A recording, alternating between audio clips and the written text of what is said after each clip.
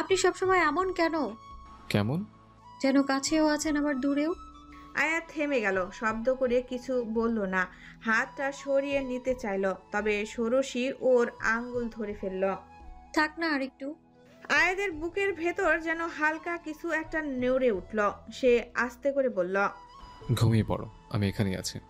ষোড়শী চোখ মেলে তাকালো। ওর দৃষ্টিতে ক্লান্তি ছিল। ধীরে ধীরে সে আয়াতের দিকে সরে এলো, মাথাটা বালিশে রেখে বলল, ভালোবাসা আসলে কেমন হয় আয়াত ভাই?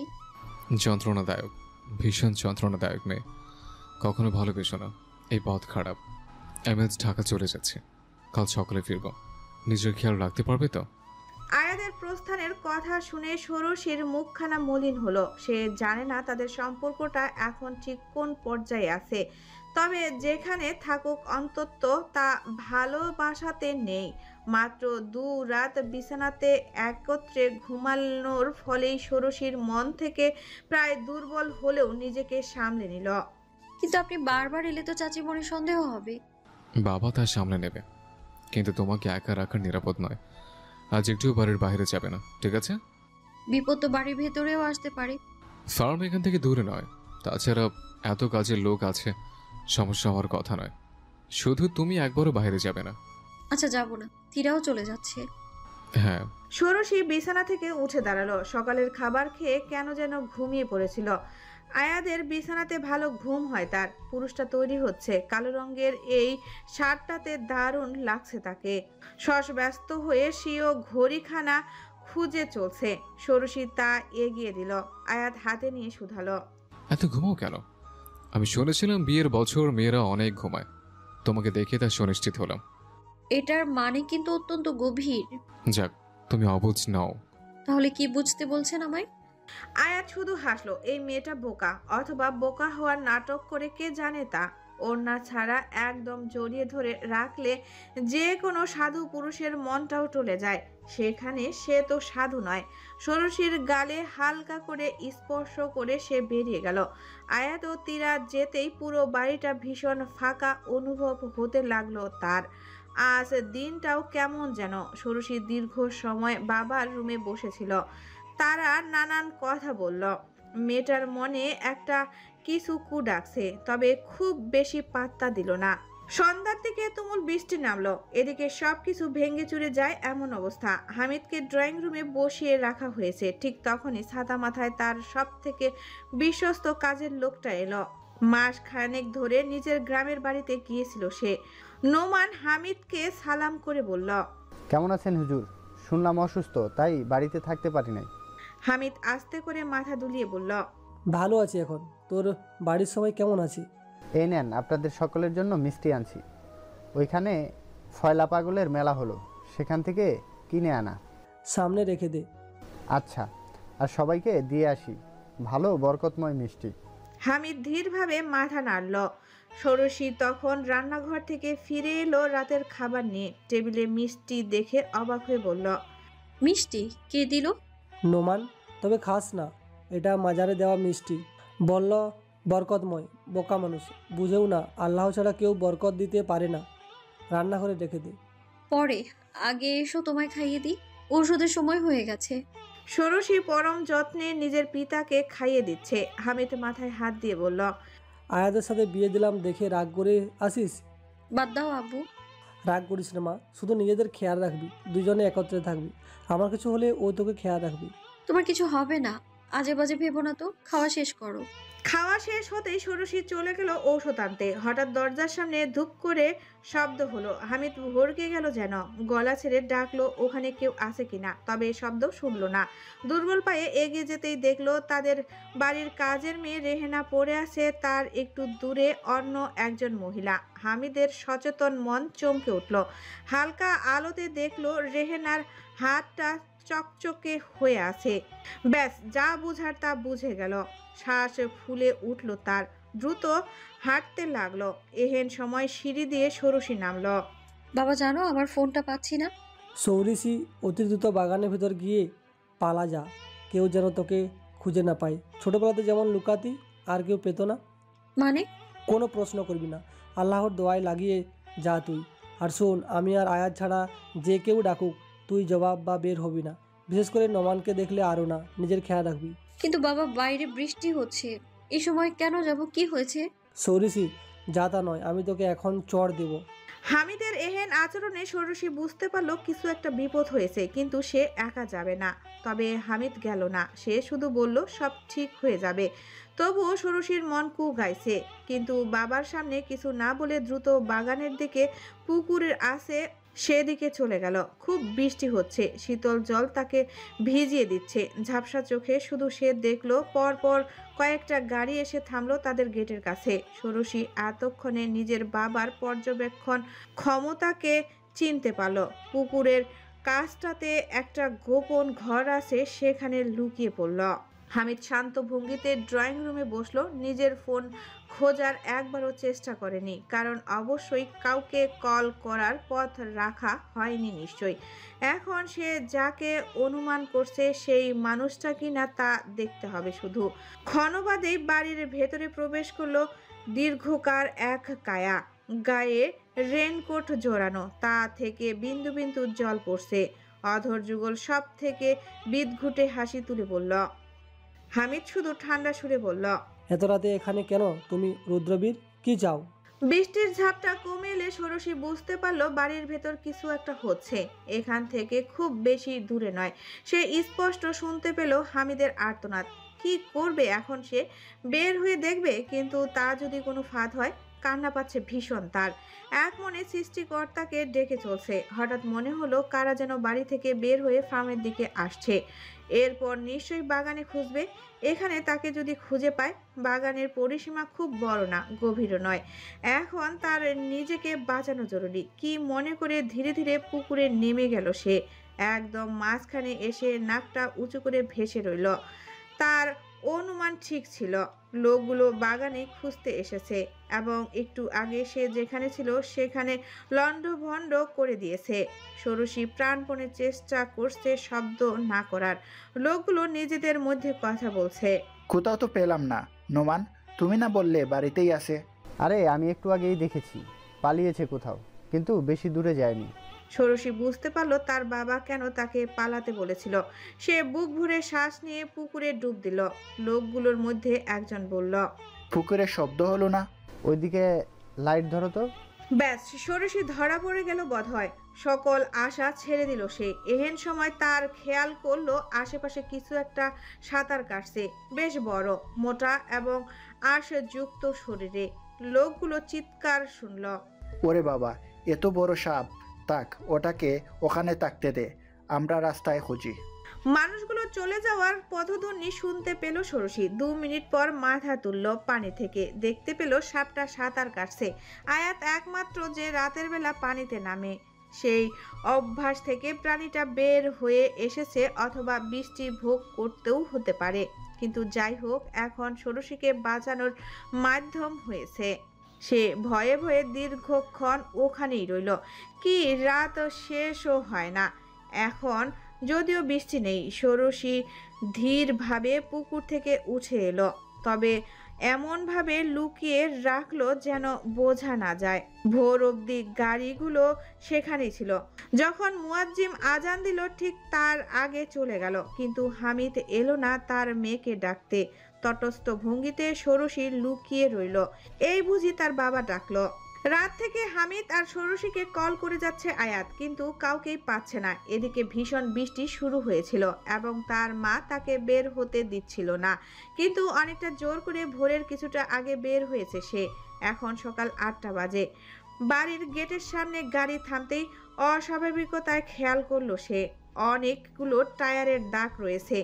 আয়াত ভ্রু কুঁচকালো। দ্রুত ঢুকতেই থমকে গেল গেটের কাছে। দরজার সামনে 2 জন মেয়ে পড়ে আছে। তাদের কাপড়ের অবস্থা বলে দিচ্ছে নরপশুদের অত্যাচারের কথা। তবে আয়াত দ্রুত বাড়ির ভেতরে গেল। দিনের আলোতে থমকে গেল সে। পুরো বিল্ডিং রুম রক্ততে ভেসে আছে, আর সেটার উৎস দেখেই আয়াত চিৎকার করে উঠল। চাচা, চাচা! হামিদ তার কথা বলার অবস্থাতে নেই। খুব সুনিপুণভাবে তার গলাতে ছুরি চালানো হয়েছে। ষোড়শীর কথা মনে পড়তেই পুরো বাড়ি জুড়ে খুঁজতে লাগলো, কিন্তু নেই, কোথাও কেউ নেই। সে যেন পাগল হয়ে গেছে। এমনভাবে ষোড়শীকে ডাকতে লাগলো। রাস্তা দিয়ে তখন মানুষ হেঁটে যাচ্ছিল। ওর চিৎকার শুনে কিছু কৌতূহলী লোক ভেতরে প্রবেশ করে এই অবস্থা দেখে দ্রুত আশেপাশের মানুষ ডাকলো। এক বৃদ্ধ দ্রুত কাপড় এনে মেয়েগুলোর শরীর ঢেকে দিল। তারা বেঁচে নেই। আয়াত এখনো ষোড়শীকে ডাকছে। তার দেখা দেখি সকলে বাড়িতে খুঁজতে লাগলো। অবশেষে পুকুরের সিঁড়িতে এক মহিলা দেখতে পেল। আয়াত দেখো, এখনো সরষি।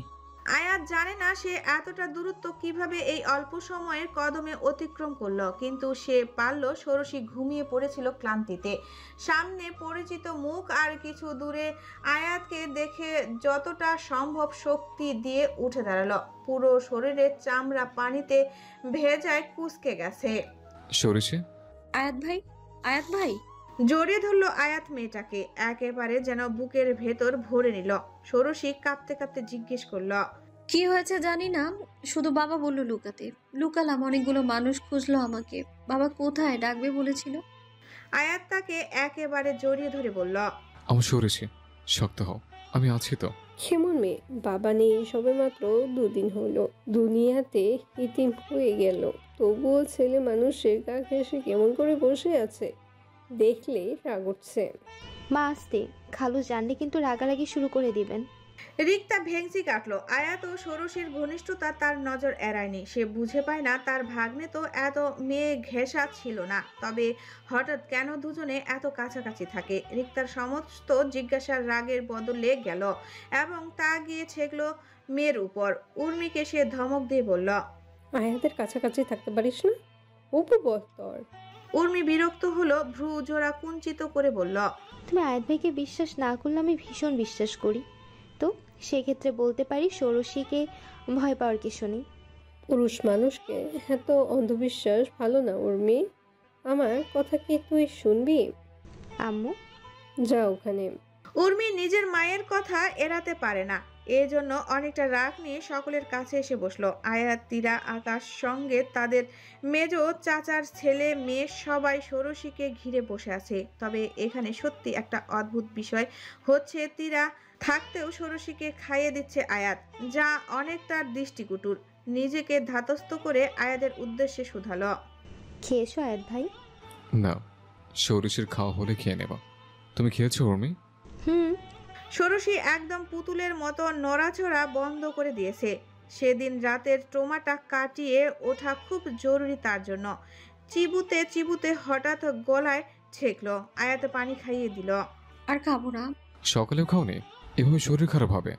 চাচা তোমাকে পৃথিবীতে দুর্বল থাকার জন্য রেখে যায়নি। তো কিসের জন্য রেখে গেল? আমার জীবনে এখন আছেটা কি, অথবা আমার বেঁচে থাকার অর্থটা কি? বহু কিছু। হা করো বলছি। ষোড়শী হা করতেই আয়াত ভাত মুখে দিল, তারপর ধীরভাবে বলতে লাগলো, আমরা আসলে দুনিয়াতে শুধু সৃষ্টিকর্তার জন্য এসেছি, তবে তিনি আমাদের সঙ্গে কিছু প্রয়োজনীয়তা দিয়ে দিলেন, যেমন খাবার গ্রহণ, চিকিৎসা, সন্তান জন্মদান। আমরা এসবে ডুবে যাই। তারপর যখন একটা বিষয়ে সমস্যা দেখা দেয়, তখন মনে হয় জীবনটা শেষ, দুনিয়া শেষ। কিন্তু আসলে কি তাই? আমার দুনিয়াতে বাঁচার মূল কারণটা হলো সৃষ্টিকর্তা ও নিজের জন্য।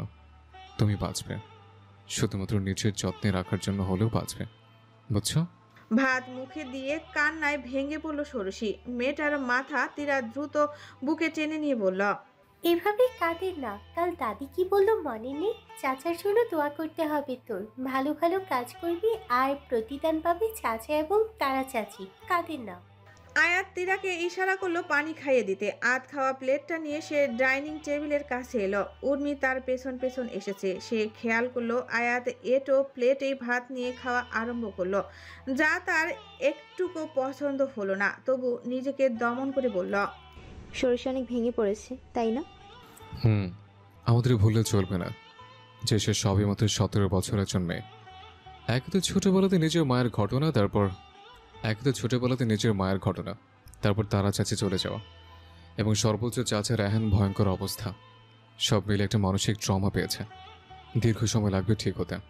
উর্মি আয়াদের পাশে চেয়ারটা টেনে বসতে বসতে বলল, এই কাজ ওই রুদ্রবীর ছাড়া আর কেউ করেনি। তোমরা পুলিশকে কেন বললে না? বলেছিলাম, তবে খুব একটা লাভ হয়নি। এরকম মানুষ ভীষণ চালাক হয়। দেখলে না, নোমানের কোনো খোঁজ পাওয়া যাচ্ছে না। আমি শিওর লোকটা বেঁচে নেই। তুমি তো বলেছিলে লোকটা থার্ড জেন্ডার, আই মিন থাক সরি আমি বাংলা ওয়ার্ডটা বললাম না। তবে ষোড়শীকে নিয়ে কি করবে সে? নিজের উইয়ার্ড ফ্যাটিশ পূরণ করার জন্য মেন্টালি পাগল এহেন জানারগুলোকে নিজের স্বার্থের জন্য সব করতে পারে আমি শিওর। আর অনেক ভিকটিমদের সে হিউম্যান স্লেভ বানিয়েছে। আমাদের সাবধানে পা ফেলতে হবে, পুলিশের উপর ভরসা করা যাবে না। আসলে আমি নিজের মানুষদের সুরক্ষা ছাড়া এখন কিছুই ভাবতে পারছি না। উর্মি আয়াদের বাহুতে হাত রেখে বলল, আমি সবসময় তোমার সাথে আছি। আয়াদের খানিকটা অস্বস্তি হতে লাগলো। ষোড়শী ছাড়া যে কোনো মেয়ে তাকে এখন স্পর্শ করলে ভালো লাগে না। ঠিক সে সময় বাহিরে গন্ডগোল শোনা গেল। আয়াত দ্রুত হাত ধুয়ে সেদিকে এগিয়ে গেল। মল্লিকা এসেছে এবং সাহেল ও আয়াদের মেজ চাচা বাদলের সঙ্গে তুমুল চেঁচামেচি চালিয়ে যাচ্ছে। কি হয়েছে বাবা? আয়াতকে দেখে কিছুটা দমে গেল মল্লিকা। সেদিন রাতের ঘটনাটা এখনো মহিলার মনে ভয়ের সঞ্চার করে। সে গলা পরিষ্কার করে বলল, আমি নিজের ছেলের ভাগ বুঝে নিতে এসেছি। যেহেতু ওর বাবা নেই আর ষোড়শী মেয়ে, সেই সুবাদে সব কিছুর ভোগ এখন ভাতিজারা করার চেষ্টা করবে, তা তো হতে দিতে পারি না। আয়াত শান্ত ভঙ্গিতে বলল, বের হন, এখনই বের হন এখান থেকে। কেন বের হব? আদালতেও প্রমাণ হয়েছে হামিদের সন্তান হচ্ছে আমার ছেলে, তাহলে আমাকে বের করবে কোন সাহসে? আম্মু এটা কি বলে? ষোড়শী কখন সকলের পেছনে এসে দাঁড়িয়েছে খেয়াল করেনি কেউ। সাহেল তীরাকে ধমকে বলল, তীরা, ষোড়শীকে ভিতরে নিয়ে যা, এসব ব্যাপারে থাকতে হবে না। কেন থাকবে না? ও নিজের ভাইয়ের হক নষ্ট করতে দেখবে? মল্লিকা হন্তদন্ত হয়ে ষোড়শীর সামনে এসে দাঁড়ালো। এমন ভাবে হলো বিষয়টা, তাতে মনে হলো এই বুঝি মেয়েটার গায়ে চর উঠবে সে। শোন ষোড়শী, এটা তোর ভাই, তোর বাবা মানতে চাচ্ছিল না, এজন্যই আমি আদালতে কেস করে জিতেছি। ডিএনএ টেস্টও হয়েছে, এখন তোদের বাবা বেঁচে নেই, সব কিছু সঠিক ভাগ হোক। ষোড়শী অবাক হয়ে বাচ্চাটার দিকে তাকিয়ে রইল অদ্ভুতভাবে। এ যেন ঠিক পিছনের গেটের কাছে দাঁড়ানো মল্লিকার দ্বিতীয় স্বামীর কার্বন কপি, অথবা ছোটবেলার রূপ। তাহলে আদালত কি খেয়ে এমন রিপোর্ট দিল? ষোড়শীর হুট করে শরীরের জ্বর উঠল। তার বাবার নামে এত বড় অপবাদ। এই কেসের কথাই আয়াত ওদিন বলেছিল। ষোড়শীর হঠাৎ যতটা গলা উঁচু করা যায় ঠিক ততটা উঁচু করে বলল, বের হও, এখনই আমার বাড়ি থেকে বের হও। আদালতে কিভাবে কি প্রমাণ করলে আমি জানি না, কিন্তু আমার বাবার নামে এত বড় বদনাম আমি মেনে নেব না। ছি, মানুষ বুড়ো হলেও তার বাজে কৃতকর্ম বাদ যায় না, তাই না? এত বড় বড় কথা বলিস না ষোড়শী, আমি তোর মা। আফসোস তুমি আমার মা। এখনই বের হও। এই সব কিছু আমার বংশের, সুলতানি বংশের। আমার দাদা অনেক ভালো মানুষ ছিলেন। আমার পবিত্র পূর্বপুরুষদের কষ্টের অর্জিত এইসব। তোমার মতো মানুষ এইসবে পা রাখারও যোগ্য না। মল্লিকা হেসে ফেলল। বড় বড় কথায় আইন চলবে না। সাহেল হুট করে বলে উঠল, ঠিক বলছো মল্লিকা, বড় বড় কথায় কখনো আইন চলে না। তেমনি কাগজপত্রে যা হামিদ বেঁচে থাকতে লেখা হয়ে গেছে তা তুমি আটকাতে পারবে না।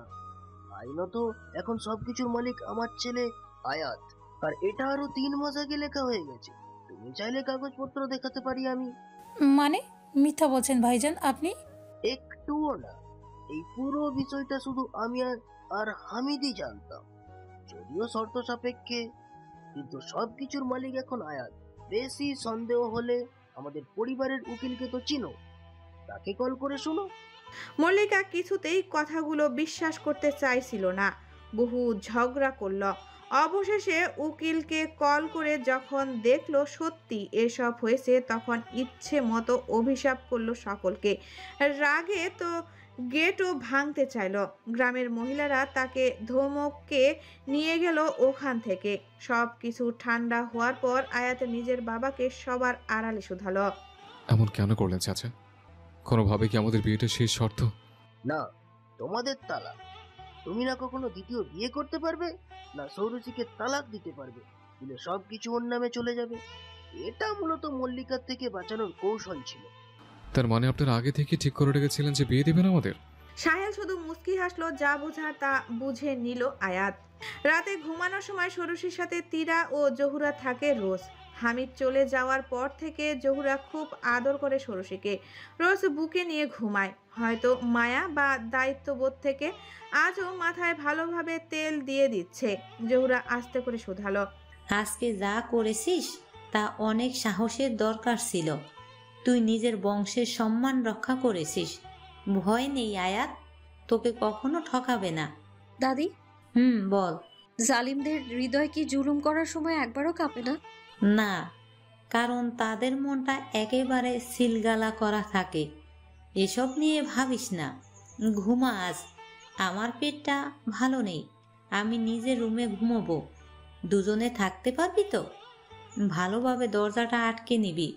যদিও বাহিরে দুজন পুলিশ আছে, তবুও সাবধানে থাকা ভালো। তীরা, আয় তো, দরজাটা আটকে দে। জহুরা চলে যেতেই দরজা আটকে দিল তীরা। ষোড়শী ঘুমাতে যাবে ঠিক তখন দরজাতে টোকা পড়ল। পুনরায় খুলে দিতেই আয়াতে ভেতরে ঢুকলো। তীরাকে একটা চাবি দিয়ে বলল, আমার রুমে গিয়ে ঘুমা আজ, তবে ভোর হতে এখানে এসে পড়বে। কিন্তু কেউ যদি জেনে যায়? সম্ভব না, আকাশ সে বিষয় দেখে নেবে। ফোনটা নিয়ে যা নিজের। তীরা কোনো প্রকার উচ্চবাক্য করল না, কারণ আয়াত ও ষোড়শী স্বামী স্ত্রী। মেয়েটার এহেন অবস্থাতে আয়াদের থেকে সেরা সাপোর্ট অন্য কেউ হতে পারে না। তীরা চলে যেতেই দরজা আটকে দিল আয়াত। ষোড়শী বিছানাতে বসে ফ্যাল ফ্যাল করে তাকিয়ে আছে সামনে। পুরুষটি এগিয়ে এসে ছোট্ট করে তার থুতনিটা ধরল, ঝুঁকে পড়ল। আজ এত সাহস পেলে কোথায় থেকে? জানি না, কিন্তু মন থেকে কথাগুলো এলো। আমি আব্বু দাদা এদের অপমান হতে দেখতে পারছিলাম না। এই সাহস আর নীতিটা ধরে রাখবে, ঠিক আছে? আপনি আজ আমার সাথে ঘুমাবেন? হ্যাঁ, কারণ আমি জানি আমাকে তোমার দরকার। ষোড়শীর মন চিৎকার করে বলতে চাইল এই কথাটা গত দুদিন ধরে সে আয়াতকে জানাতে চেয়েছে, কিন্তু পারেনি। তবে আজ দুদিন পর এসে পুরুষটি নিচ থেকে ধরা দিল। রুমের লাইট বন্ধ করতেই আয়াত তাকে টেনে বুকের উপরে রাখলো। ষোড়শী বাধা দিয়ে বলল, আপনার শার্টে আমার মাথার তেল লেগে যাবে। লাগু, শান্ত হয়ে শোনো। অদূরে সমুদ্র গর্জন করে চলেছে। আমরা ধূসর ঝরঝর লবণের মতন বালিতে শুয়ে আছি। চোখ বন্ধ করে অনুভব করো। ষোড়শীর চোখ বন্ধ করে অনুভব করতে না পারলেও মনের ভেতর তীব্র শান্তি অনুভব করলো। স্বামী স্ত্রীর সম্পর্ক বোধ হয় এমনই, যতই দূরত্ব থাকুক কাছে এলে প্রশান্তি পাওয়া যায়। আয়াত, আমার মাথা ছুঁয়ে বল, আমি যে মেয়েকে বলবো তুই ঠিক সেই মেয়েকেই বিয়ে করবি। একদম মাথা ছুঁয়ে বল, মায়ের সঙ্গে কোনো প্রতারণা করবি না। মাহমুদা অশ্রু সজল চোখে ছেলের হাতখানা নিজের মাথার উপরে চেপে রাখলো। সেও মাকে এহেন আচরণ করতে দেখে তার মনে সন্দেহ জাগলো। সে কি তার আর ষোড়শীর ব্যাপারে কোনো কিছু সন্দেহ করতে পেরেছে? মাহমুদাকে শান্ত করার নির্মিত্তে বলল, হঠাৎ এই কথা কি হয়েছে সেটা বলো আগে। আমার বান্ধবী মিতাকে মনে আছে? আছে। ওর ছেলে অনুমতি ছাড়াই একটা মেয়েকে বিয়ে করেছে। কল করে যে কান্না করলো। আমার তোর উপর বিশ্বাস আছে, কিন্তু তবুও। আয়াত মনে মনে হাসলো। তার মা তো আর জানে না যে সে ইতিমধ্যে বিশ্বাস ভেঙে বহু কিছু করে ফেলেছে। বিশেষ করে তার আর ষোড়শীর বিয়ের 4 মাস হয়ে গেছে। এই লম্বা সময়টাতে ঠিক কত কিছু ঘটে গেল। মাহমুদা ছেলের পাশে বসে আরও নানান জিনিস আলাপ করতে লাগলো। আয়াত শুধু হু হাতে জবাব দিচ্ছে। আয়াতকে গভীরভাবে পর্যবেক্ষণ করছে মাহমুদা। তার কিছু একটা মনে হয় ইদানিং, তবে তা নেহাত নিজের মনের ভুল ভেবেই উড়িয়ে দিচ্ছে। ষোড়শীও আয়াদের বয়সের পার্থক্য অনেক। তাছাড়া মেয়েটা এতিম, সাথে সাথে এখন একদম সম্পদহীন। তারা যদি আশ্রয় না দেয় তাহলে পথে ঘাটে ঘুরে বেড়াতে হবে। তাই খারাপ কিছু করার সাহস ষোড়শীর পাবে না। এবং তার ছেলে আয়াত তো আগে থেকেই ভালো মানুষ। সেক্ষেত্রে নিজের মনের ভেতর মন গোলার তিত্তির তৈরি করে সে নিজে নিজে তৃপ্ত বোধ করল। আয়াত আরও কিছু কথা বলে উঠে চলে এলো নিজের রুমে। তার মা যদি জানতে পারে ষোড়শী তার বউ, তাহলে নিশ্চিত সেদিন বাড়িতে হুলুস-তুলুস তৈরি করবে। আপাতত সেসব চায় না আয়াত। ষোড়শীর রুমে পা দিতে গিয়েও কিভাবে নিজের রুমে চলে এলো। দরজা খুলতে চোখ কপালে উঠল তার। একদম দুনিয়া ভুলে ষোড়শী তার বিছানাতে ঘুমাচ্ছে, একটা হাতের উপর মাথা রেখে। এখানকার এ দৃশ্য যেন স্বর্গীয়। মেয়েটা ঘুমাতে দেখতে ভালো লাগে। আয়াত ড্রেসিং টেবিলের সামনে দাঁড়িয়ে ঘড়ি খুলতে লাগলো। কারো আগমনের শব্দে ষোড়শী আড়মোড়া ভেঙে উঠে বসলো। আয়নার মধ্যে মেয়েটির দিকে তাকিয়ে শুধালো, এত আরামে বিছানাতে ঘুমাচ্ছিলে, কেউ যদি আসতো তখন কি করতে? বাসায় আপনার রুমে অন্য কেউ আসার সাহস পায় না, আপনার অবর্তমানে তো আরো নয়। আমার মা কিন্তু আমাকে ভয় পায় না, তেমন দেখা যায় তুমিও পাও না। ষোড়শী স্মিত হাসলো। তার মুখভঙ্গি দেখে মনে হচ্ছে সে কিছু নিয়ে মন খারাপ করে আছে। আয়াত যদি তা জিজ্ঞেস করে তবুও মেয়েটা বলবে না। এখন কেমন নিশ্চুপ হয়ে গেছে, শুধু সব কথা নিজের ভেতরে রাখে। ষোড়শীর স্বাভাবিক বা চঞ্চল হতে অথবা মনের ভেতর চলমান অনুভূতিগুলো প্রকাশ করতে এখনো দীর্ঘ সময় লাগবে। শুধু যখন মন খারাপ হয় তখন আয়াদের আশেপাশে এসে বসে থাকে। শুনেন, বলো। কখনো কি দেখেছেন যেখানে মেঘ পাহাড়ের গায়ে চুপচাপ মাথা রেখে বসে থাকে?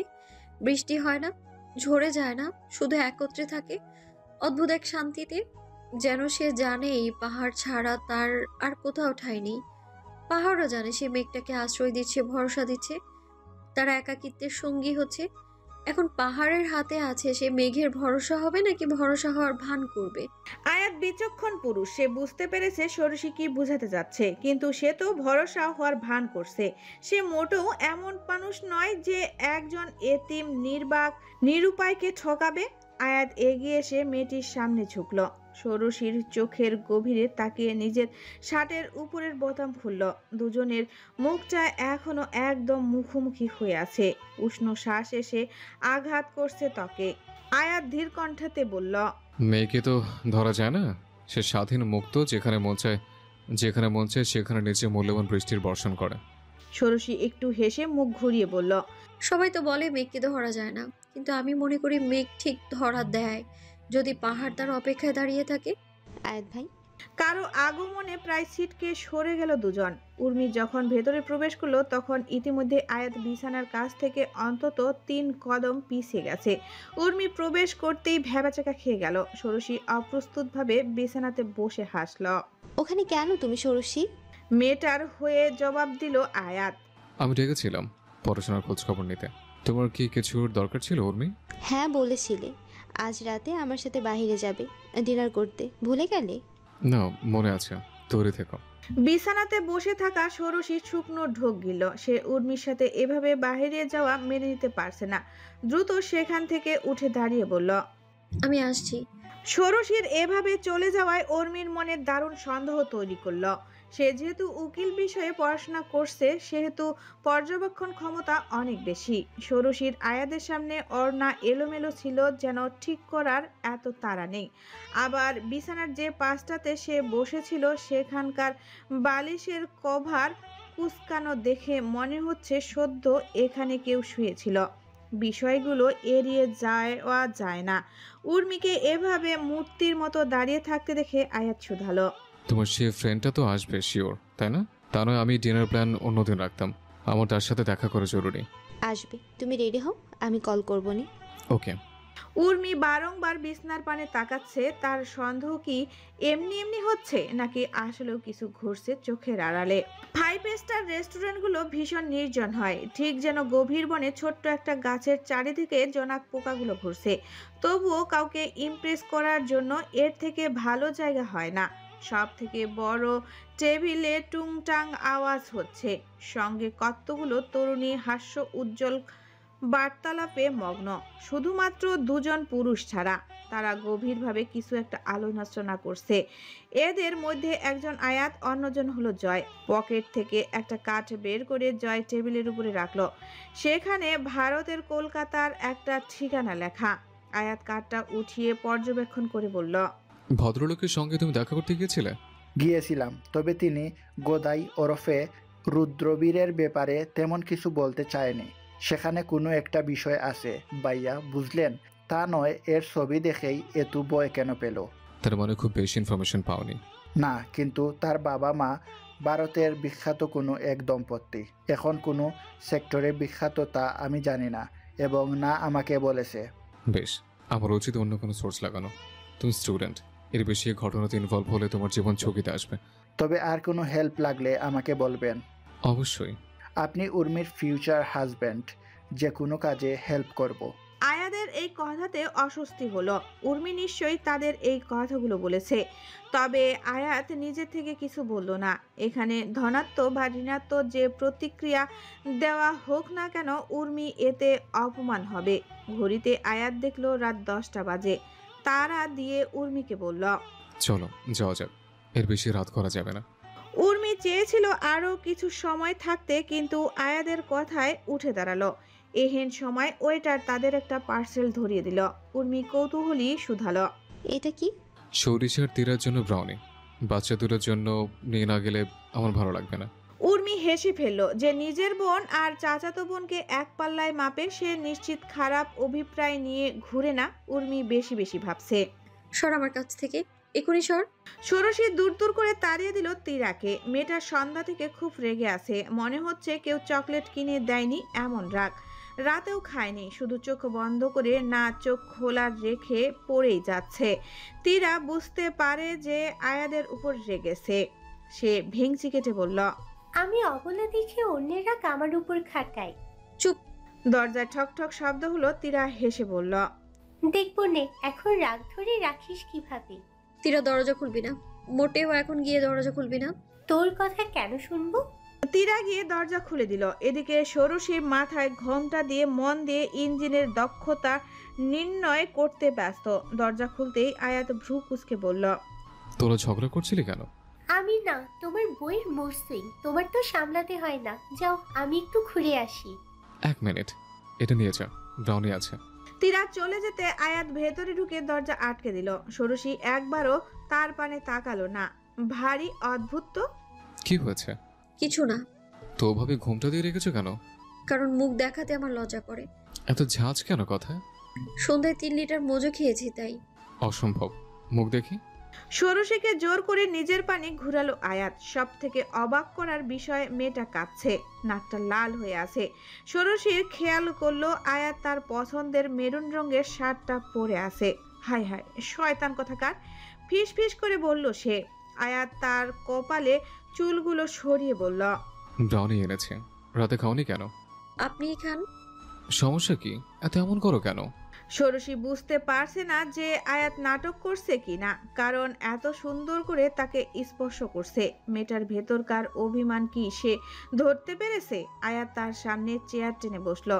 পকেট থেকে বাউনি বের করে ষোড়শীর মুখপানে ধরল। কিন্তু মেয়েটা তো নাসর বান্দা, খাবে না সে। আয়াত লম্বা শ্বাস ফেলে কিছু একটা ভাবলো। এরপর নিজে কামড় বসালো বাউনিতে। প্রথম বাইট দিলে দ্বিতীয়বার বাউনি ঠোঁটের ফাঁকে রেখে ষোড়শীকে টেনে নিজের কাছে আনলো। ঠোঁটটাতে বাউনির উন্মুক্ত ভাগ রাখলো। মেয়েটা যতই ছাড়ানোর চেষ্টা করলো কিন্তু পারল না। আয়াতের এহেন জেদ দেখে মনে হচ্ছে সে চায় ষোড়শী এভাবে এই মিষ্টি খাবারের স্বাদ উপভোগ করুক। সে কাঁপতে কাঁপতে ঠোঁট দ্বারা ভেঙে নিল। ঘটনাটি স্বপ্নের মতন, যে স্বপ্নের গন্ধ চারিদিকে ছড়িয়ে পড়েছে। কিন্তু সে আয়াদের উপর রেগে আছে। কিন্তু এই পুরুষটি ভীষণ সুন্দর, কিন্তু সে রেগে আছে। কিন্তু সে এত সুন্দরভাবে তাকে বাউনি খাওয়ালো, এত কিন্তু মেয়েটা পাগল হওয়ার উপক্রম। সরিষে খাও, শেষ করো, আমি আর জ্বালাবো না। আয়াতের কথা তো মেয়েটার মধ্যে একটুকু হেলদোল দেখা গেল না। সে যে মাথা নিচু করেছে আজ মনে হয় না উঠাবে। এমনকি যদি প্রচণ্ড ঝড় বা তুফানও আসে তবে বলবে থাক, সে উড়ে যাক, তবু আয়াতের চোখের পানে তাকাবে না সে। আয়াতে নিজের হাতে ভর দিয়ে সিও স্ত্রীকে দেখছে।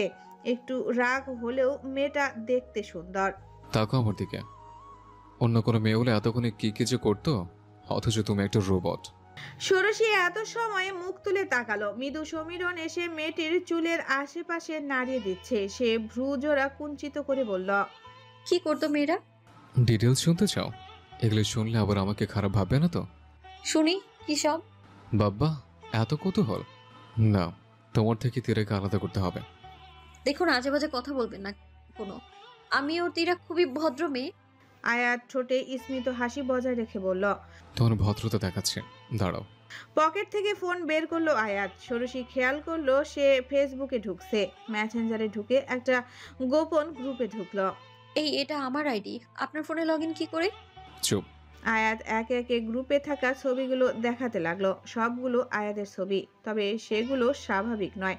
সবগুলোতে হয় আয়াদের বুকের দিকে জুম করা, তা না হয় অ্যাডামস অ্যাপেলের দিকে, অথবা সদ্য জিম করে এসেছে ঘামান্ত শরীরের ছবি। ষোড়শী ফোনটা কেড়ে নিল, রেগে বলল, আপনি আমার আইডি পেলেন কি করে? কঠিন কিছু নয়। প্রশ্ন হলো এগুলো হলো তোমার ভদ্রতা। এখন আসি পয়েন্টে। অন্য মেয়ে হলে নিজের স্বামীকে এত কাছে পেয়ে কি করতো?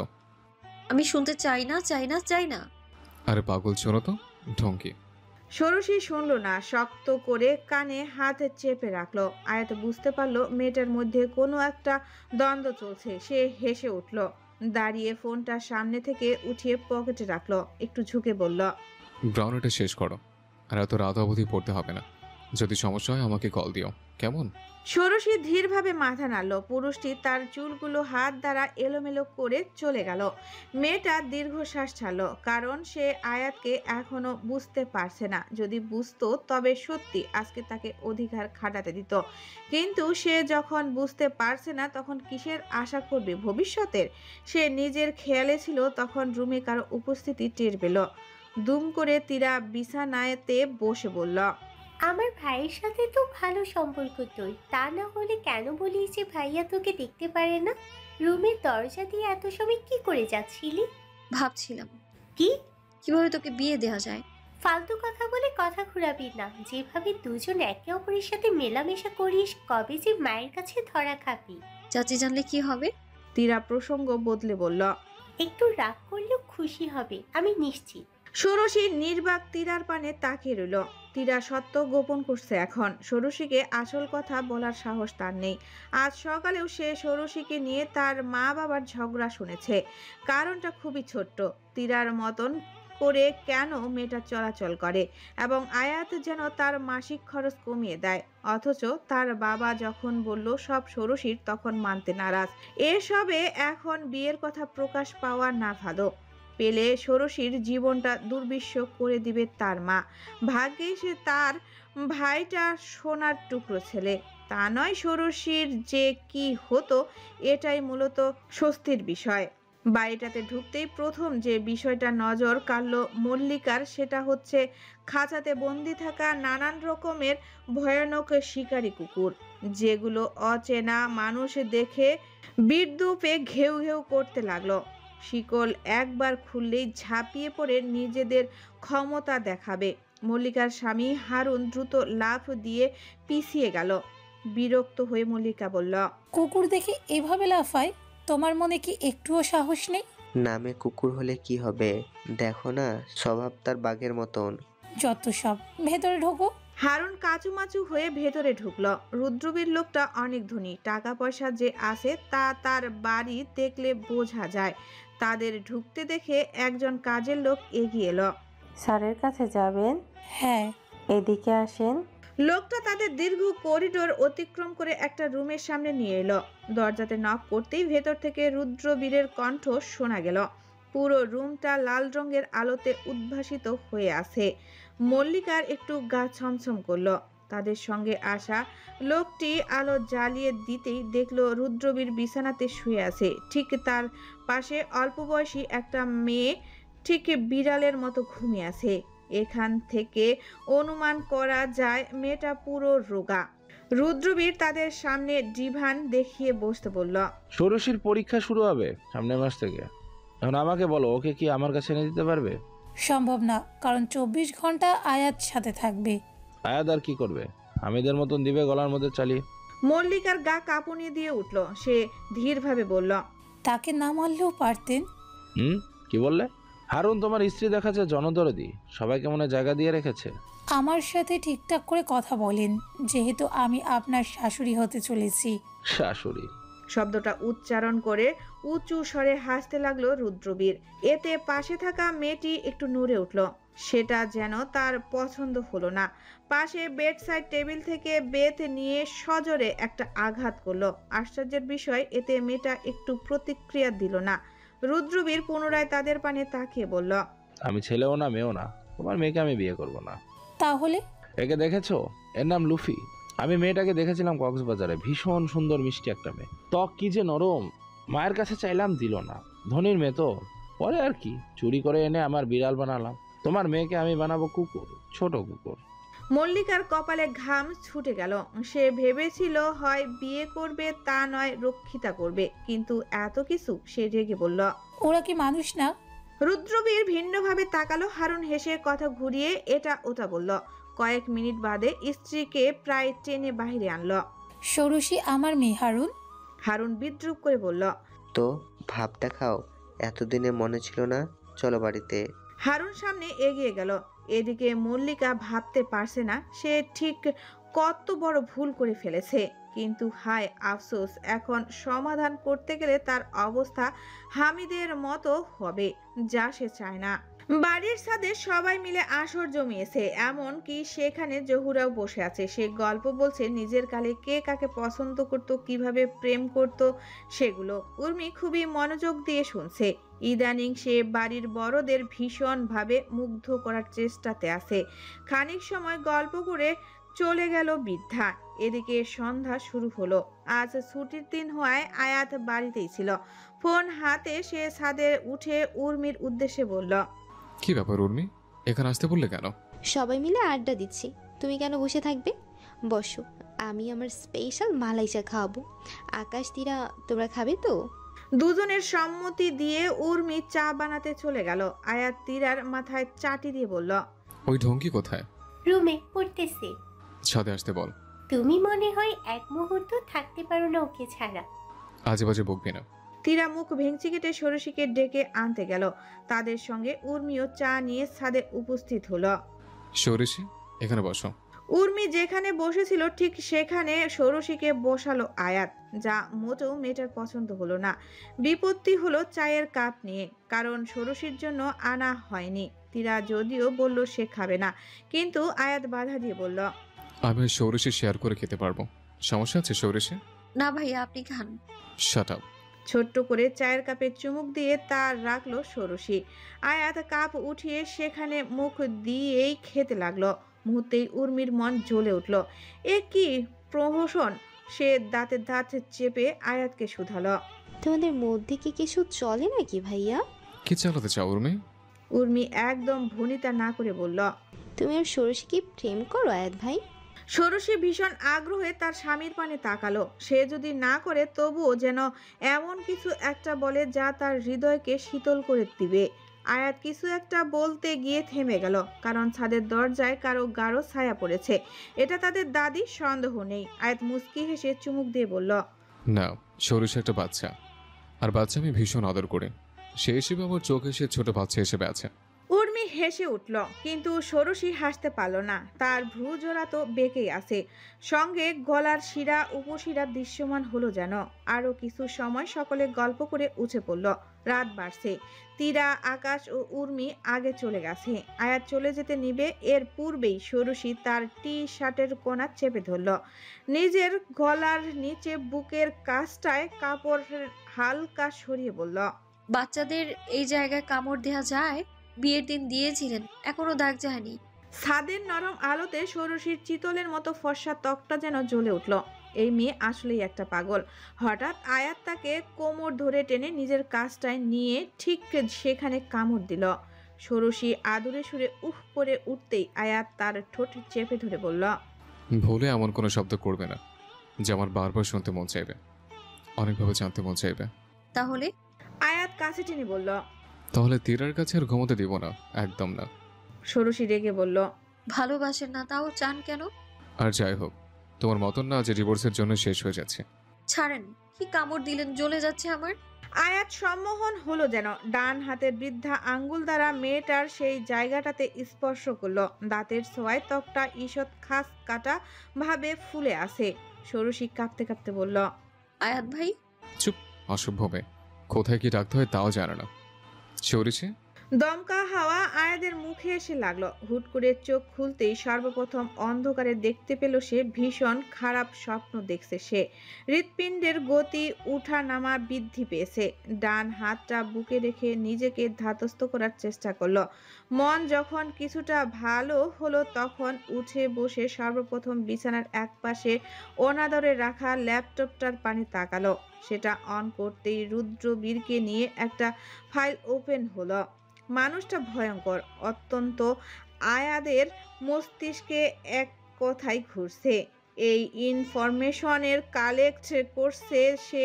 খুব বেশি না দিতে পারলেও অন্তত এটা জানিয়েছে যে রুদ্রবীরের বিজনেস পার্টনারের মধ্যে অনেকের অল্প বয়সী মেয়েগুলো মিসিং হয়েছে বিগত বছরগুলোতে। তাদের মধ্যে হারানো 10 মাসের মাথায় একটা মেয়েকে অবশ্য খুঁজে পাওয়া গিয়েছিল। অদ্ভুতভাবে মৎস্যকন্যার মতন শরীর আর বেশভূষা ছিল। মেয়েটার ওজন স্বাভাবিকের তুলনায় ছিল অনেক অল্প।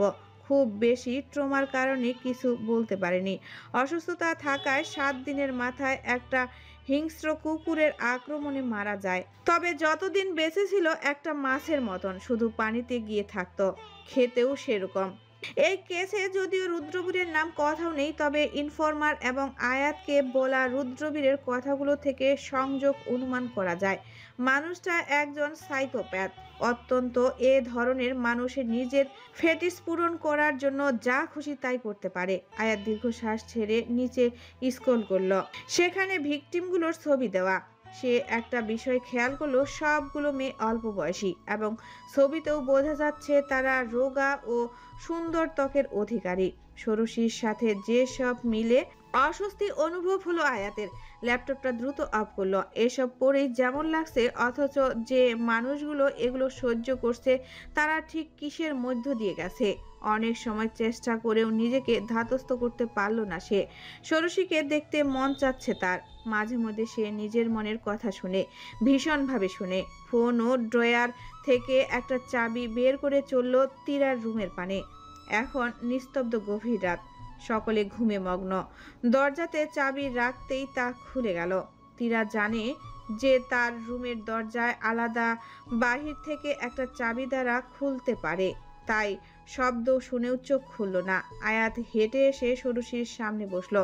কাচুমাচু ভঙ্গিতে ঘুমাচ্ছে মেয়েটা। মনে হচ্ছে এসির বাতাসে শীত অনুভব হচ্ছে। তীরা চোখ বন্ধ করে উঠে বসলো। আয়াত তাকে শুধালো, কোথায় যাচ্ছিস? টিফানে, তুমি এখানে ঘুমাও, এত কষ্ট করে বউকে দেখতে এসেছো। বেশি কথা বলিস। আজকাল উপকারীর কৃতজ্ঞতা নেই। থাক থাক, ঘুমাও। তীরা কোনোভাবে কমফোর্টার জড়িয়ে ডিভানে গিয়ে মুখ ঢেকে শুয়ে পড়ল। আয়াত প্রথমে ভাবলো চলে যাবে, কিন্তু কি মনে করে ষোড়শীর এক পাশে শুয়ে পড়ল। মেয়েটির পেট ধরে একদম শরীরের সাথে মিশিয়ে নিল। উষ্ণ স্পর্শ পেয়ে ষোড়শীও আরাম বোধ করলো। হুট করে আয়াত একটা ভয়ঙ্কর কাজ করলো। প্রথমবারের মতো ষোড়শীর চোখের নিচে ঠোঁট ছোঁয়ালো। খুব অল্প সময়ের জন্য।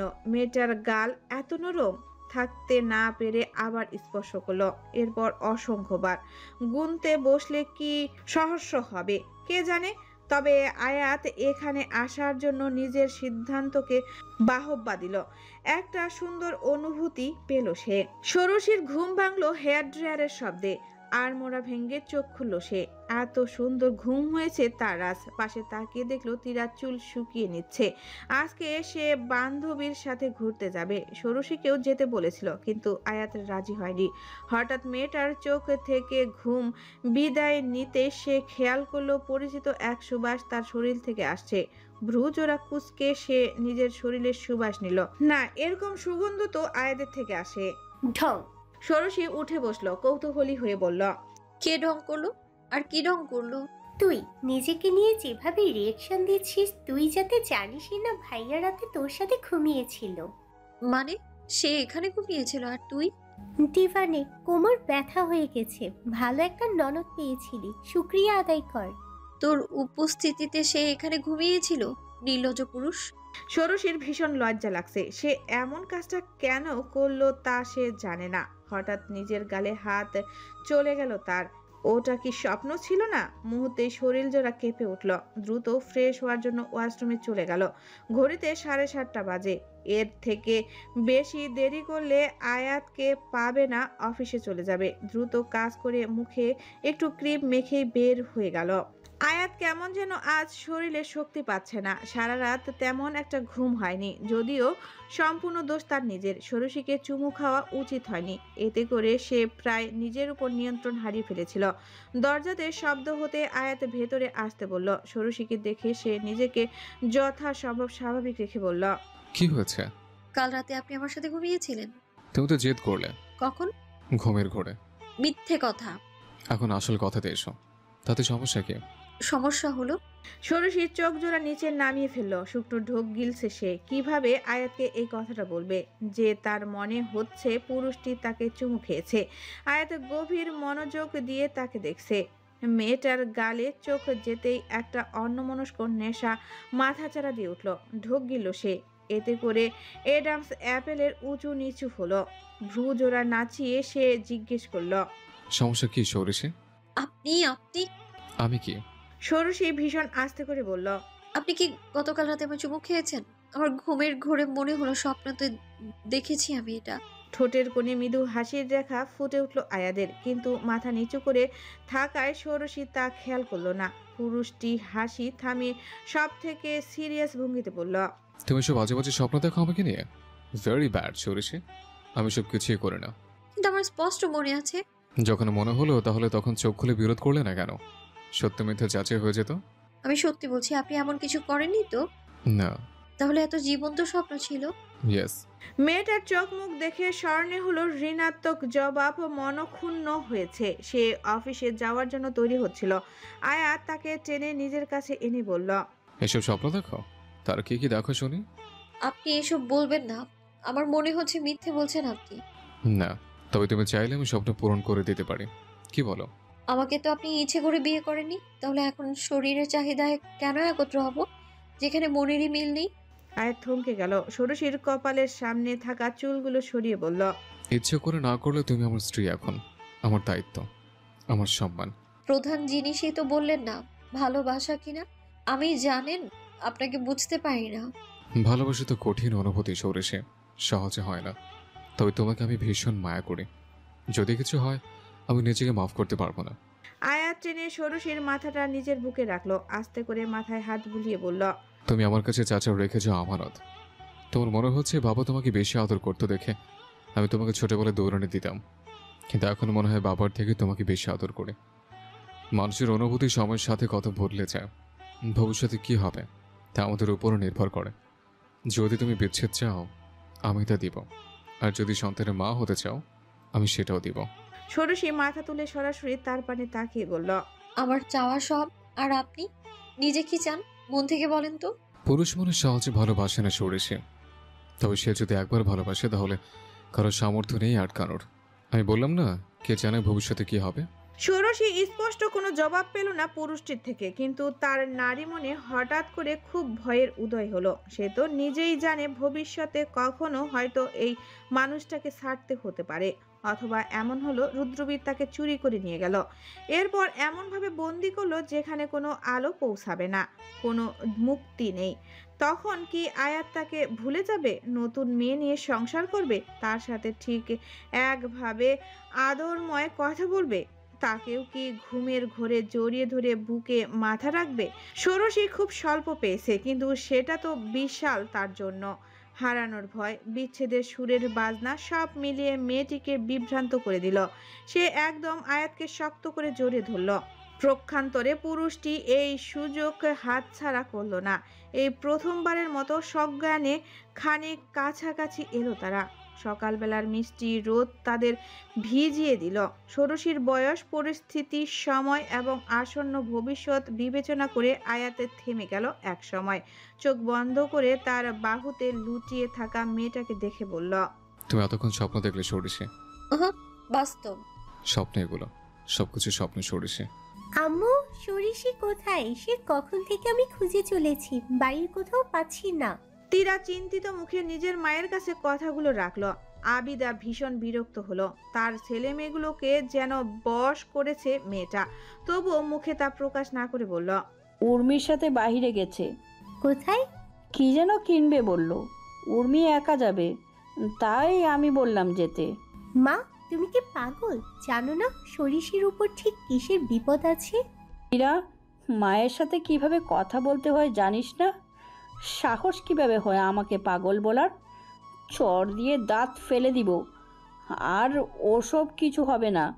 তোর উর্মি আপু যথেষ্ট বুঝদার মেয়ে, নিশ্চিত দেখে রাখবে। সব সময় মা কথা দ্বারা সব কিছু হয় না। তুমি জানো না ঠিক কিরকম বিপদ হতে পারে। আচ্ছা বলো তো কোথায় গেছে? কল করে জেনে নে। তীরা মায়ের উপর ভয়ঙ্কর ভাবে রেগে গেলেও তা প্রকাশ করলো না। দ্রুত তার সহিত উর্মিকে ফোন করলো, কিন্তু কলটা ব্যস্ত। এদিকে ষোড়শীকে কল করতে গিয়ে দেখলো ফোনটা বেজে চলছে, তার রিসিভ হচ্ছে না। কেমন অস্থির লাগছে তার। সে কোচিংয়ে গিয়েছিল, তা নয় জীবনেও যেতে দিত না। আয়াদের নাম্বারে ফোন করলো, কিন্তু এটাও রিসিভ হলো না। তীরা ভয়াবহ গালি দিল সবগুলোকে। এরা কি শুধু নামে ফোন রাখে? মনে মনে সে ভীষণ ভাবে যাচ্ছে যে আজ যেন কোনো প্রকার বিপদ না হয় ষোড়শীর। একটা মানুষ এতটা সময় ধরে ফোনে কথা বলতে পারে তা উর্মিকে না দেখলে অনুধাবন করতে পারতো না ষোড়শী। এখানে আসার পর থেকে সেই ফোনেই কথা বলে যাচ্ছে। তারা পাশের শপিং মল থেকে কিছু কেনাকাটা করে এই রেস্টুরেন্টটাতে বসেছে। অবশেষে উর্মির কথা বলা শেষ হলো। টেবিলের উপরে ফোনটা রেখে কোল্ড কফিতে চুমুক বসালো। ষোড়শী, তোমার দিনকাল কেমন চলছে? পরীক্ষা তো এসে গেল, প্রিপারেশন কেমন? ভালো আপু, আশা করি পরীক্ষা ভালো হবে। পরীক্ষার সময় বাড়িতে একা গিয়ে থাকবে? আয়াত ভাই যাবে সাথে। এদিকে তীরাও যেত, কিন্তু ওর নিজের পরীক্ষা তো। আয়াত ছাড়া কি বাড়িতে মানুষ নেই? দীর্ঘ একটা মাস দুটো ইয়াং পার্সন বাড়িতে থাকবে, মানুষ কি বলবে সে খেয়াল কি নেই? ষোড়শীর হাতখানা থেমে গেল। সে নিচু ভঙ্গিতে মাথা নেড়ে বসে রইল।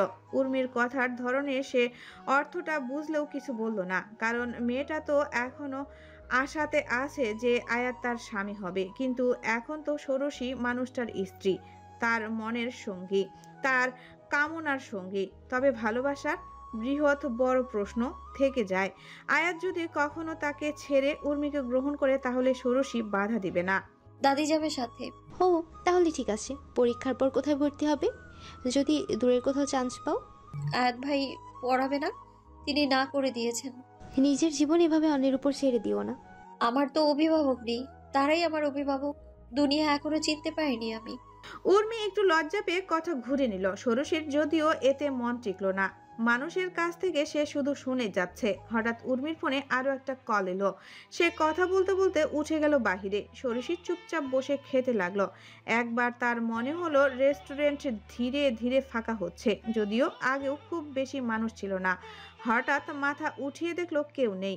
এদিকে উর্মিও ফিরছে না। সে তড়িঘড়ি করে উঠে দাঁড়ালো। ফোনটা যে কেন আনলো না? পদ্মমালা।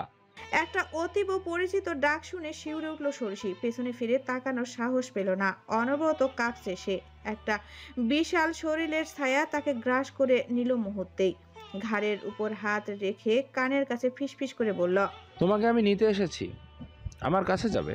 ষোড়শী সর্বশক্তিতে রৌদ্রবীরকে ধাক্কা দিয়ে সরে দিল। আশেপাশে ওয়েটাররা বিষয়টা দেখেও এদিকে তাকালো না।